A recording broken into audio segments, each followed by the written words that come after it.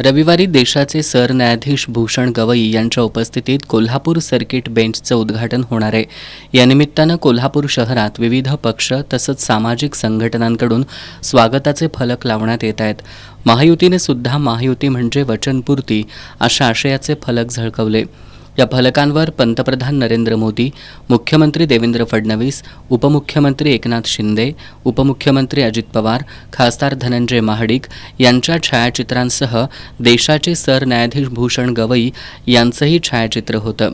संविधान युवा प्रतिष्ठाननं राजकीय पक्षांच्या फलकांवरील सरन्यायाधीशांच्या छायाचित्राला आक्षेप घेत महापालिकेच्या अतिरिक्त आयुक्त शिल्पा दरेकर यांची भेट घेतली.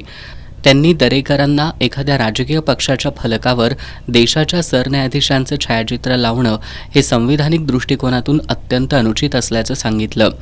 अतिरिक्त आयुक्त दरेकर यांनी सहाय्यक आयुक्त स्वाती दुधाणे आणि इस्टेट अधिकारी विलास साळोखे यांना याची माहिती घेत कारवाई करण्याच्या सूचना दिल्या.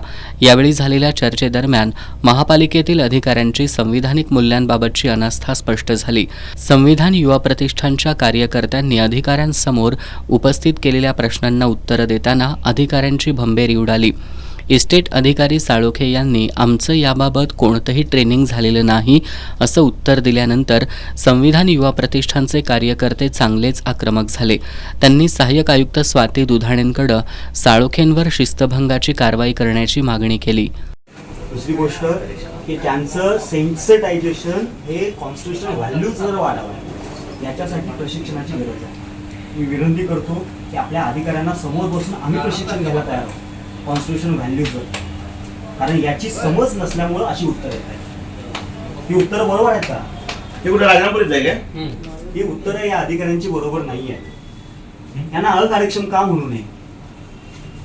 सरांचं काय सर? प्रतिष्ठानच्या कार्यकर्त्यांनी यावेळी संबंधित फलक तात्काळ उतरून घ्यावेत, फलक लावणाऱ्यांवर कडक कारवाई करावी अशी मागणी केली. मी कोल्हापूरमध्ये फिरत असताना आम्हाला असं दिसून आलं की काही होर्डिंग्स जे महानगरपालिकेच्या इस्टेटमध्ये लावलेले आहेत त्याच्यावर परवाना देण्याचं काम महानगरपालिकेचं आहे. अशा होर्डिंगवर CGI भूषण गवई यांचा फोटो लावण्यात आलेला आहे.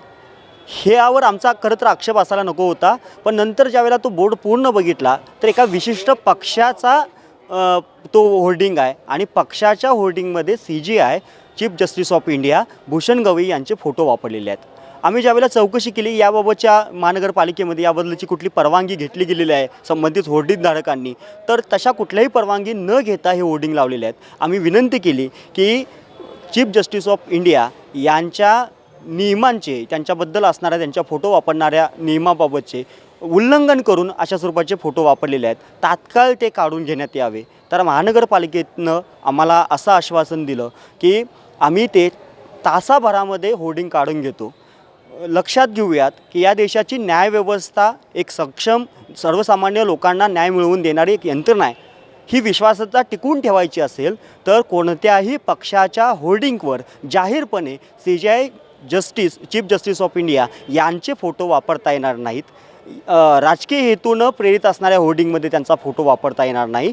असं जर नियमावली भारताच्या संविधानामध्ये दिलेली असेल, संविधान त्या स्वरूपाचे डायरेक्शन देत असतील तर हे अयोग्य आणि अनधिकृत काम काही पक्षाचे लोक करत आहेत. याबाबत आम्ही महानगरपालिकेकडं ज्यावेळेला विनंती केली तर तासाभरामध्ये ते होर्डिंग निघणार आहेत असं आम्हाला कळलं आहे. दरम्यान साळोखे यांनी शहरातील सर्व होर्डिंग एका तासात उतरून घेतो असं सांगितलं. त्यानंतर काही संविधान युवा प्रतिष्ठानचे कार्यकर्ते महापालिकेतून बाहेर पडायच्या आत शहरातील महायुतीनं सरन्यायाधीशांच्या प्रतिमांसह उभारलेले फलक उतरवण्यात आले. राजवैभव शोभा रामचंद्र यांच्या नेतृत्वाखाली संविधान युवा प्रतिष्ठानचे निलेश बनसोडे, प्रवीण बनसोडे, शिवराम बुद्ध्याळकर, सचिन कांबळे, पंकज आठवले यांच्यासह अन्य कार्यकर्त्यांना एरवी सर्वसामान्यांना खिचगिणतीत न धरणाऱ्या महापालिका प्रशासनाला कायद्याचे धडे दिले. यातून संविधानिक मूल्यांची ताकद दिसून आली.